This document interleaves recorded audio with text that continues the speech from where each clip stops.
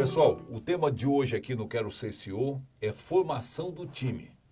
Todo mundo sabe que esse tema é importantíssimo para todos os CEOs, é importantíssimo em todas as empresas, qualquer que seja o segmento, qualquer que seja o tamanho da empresa, né? Formar o time é condição elementar, fundamental para a empresa ter sucesso.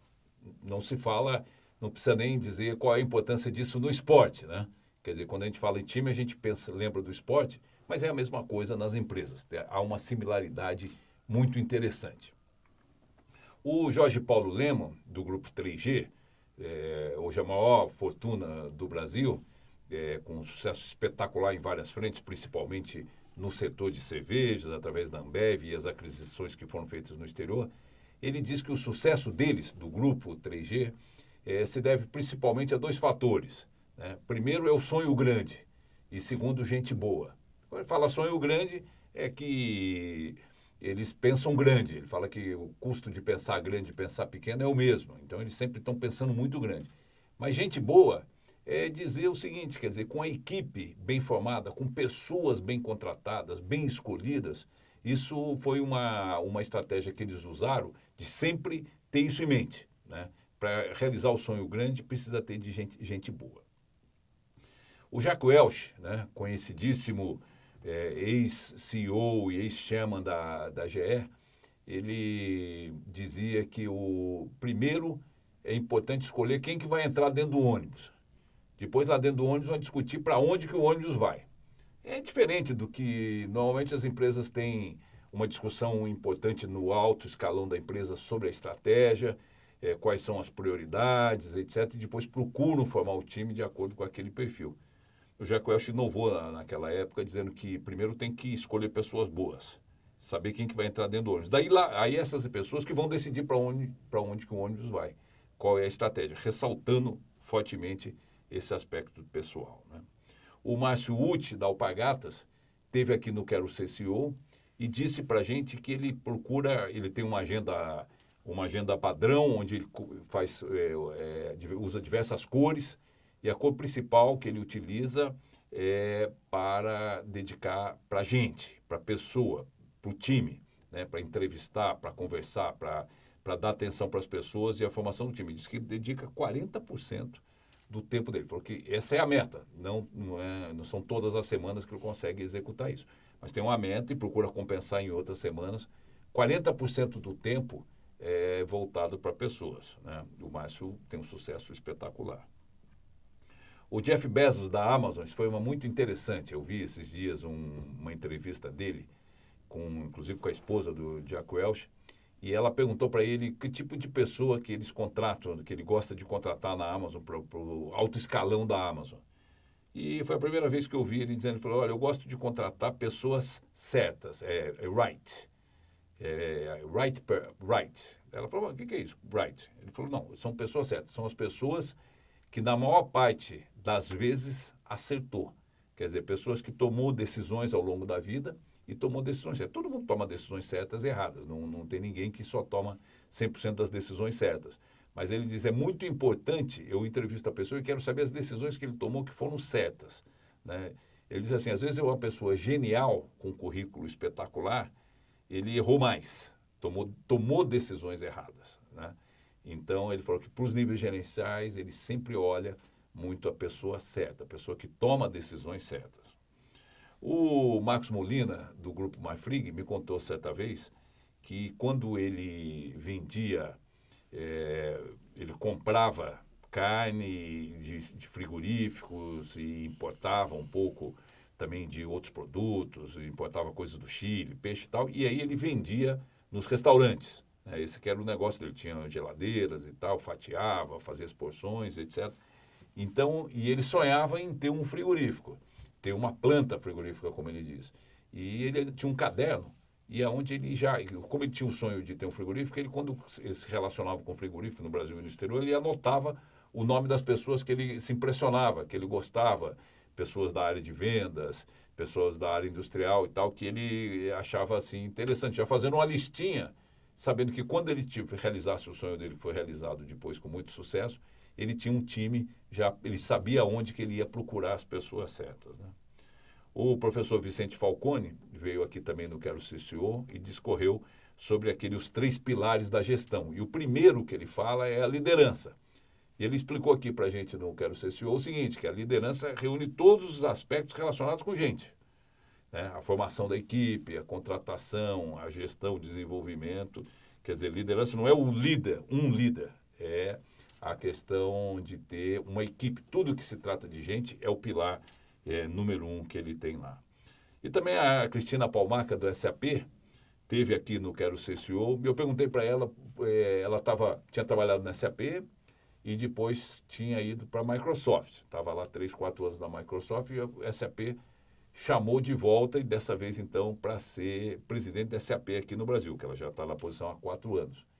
E ela disse o seguinte, olha, um dos 3 fatores importantes que eu acho que eles consideraram fortemente, pelo menos me disseram, quando eu fui contratada, é que eu era uma boa formadora de times, de equipes.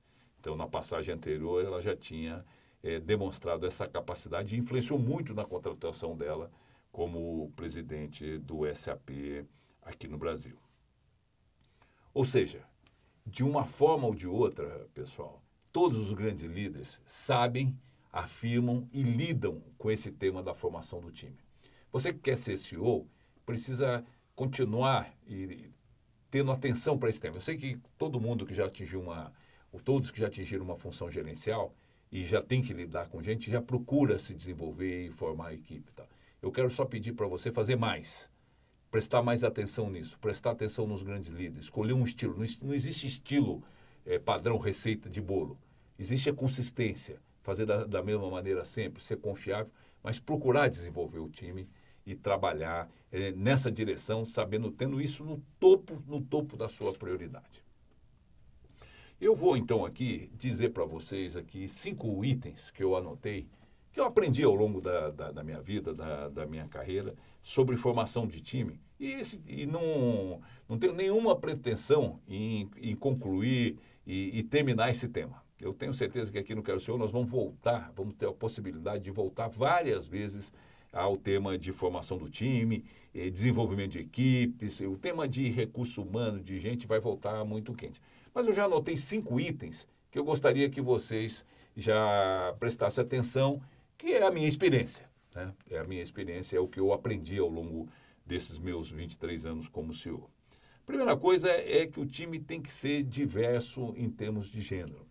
Isso não é só para ser politicamente correto, principalmente no gênero em questão de ter mulheres na equipe. O mercado é diverso. Metade das compras hoje, de quase tudo, a mulher tem uma influência muito grande. Automóvel é mais que 50%, que as mulheres têm influência na compra. Então você tem que ter uma mulher na equipe. Como é que você vai ter uma diretoria que não tem nenhuma mulher? Se 50% do mercado. Não é só para ser politicamente correto, como eu já falei. É porque o mercado é assim. Precisa ter esse input, né, específico.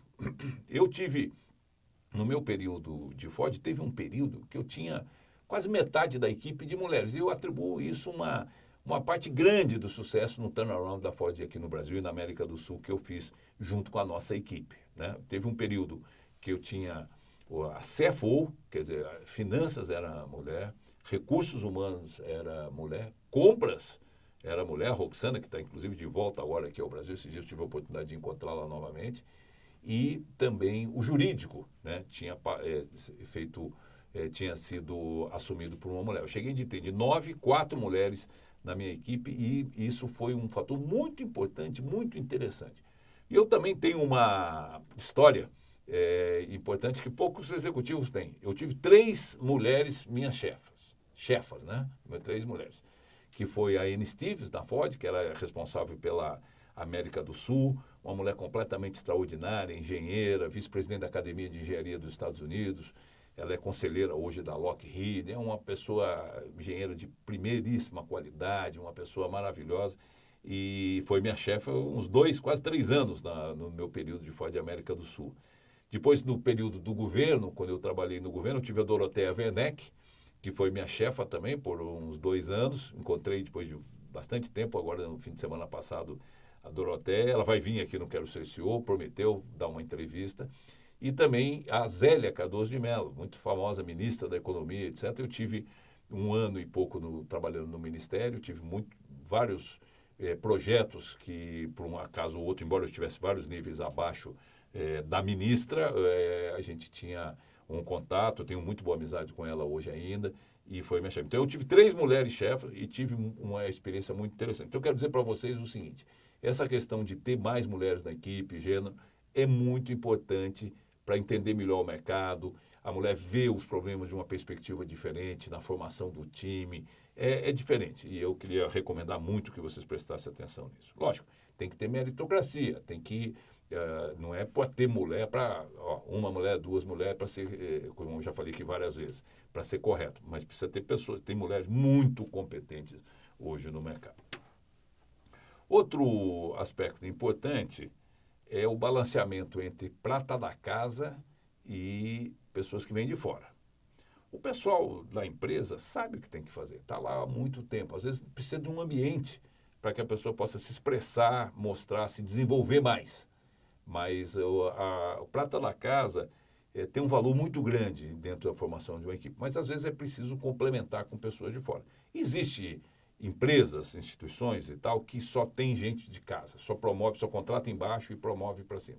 E tem gente que gosta de contratar muitos de fora, etc. Eu acho que o equilíbrio, com mais pesando para o prata da casa, é importante. Mas precisa ter um equilíbrio nesse tema.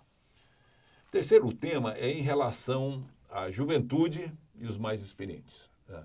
A juventude tem um ânimo, uma ambição, uma energia muito forte, que muitas das pessoas mais experientes têm também, mas é diferente.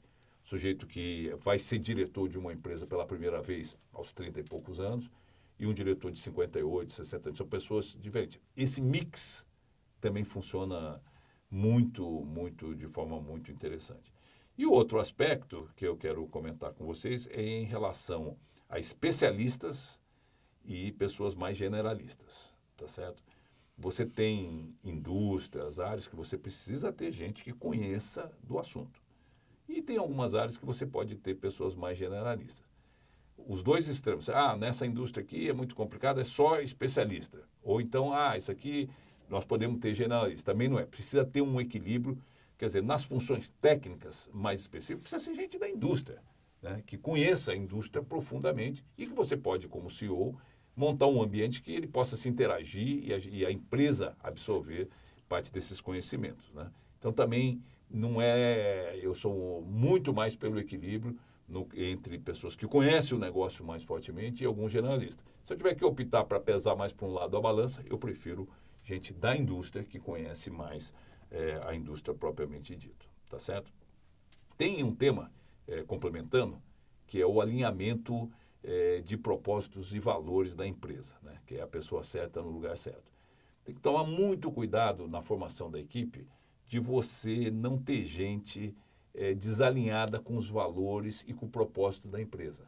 Não é só valores em termos de integridade, etc. Tem também de como conduzir os negócios, como enfrentar a concorrência, tá certo? Quer dizer, tem uma série de valores importantes, comportamentais, né?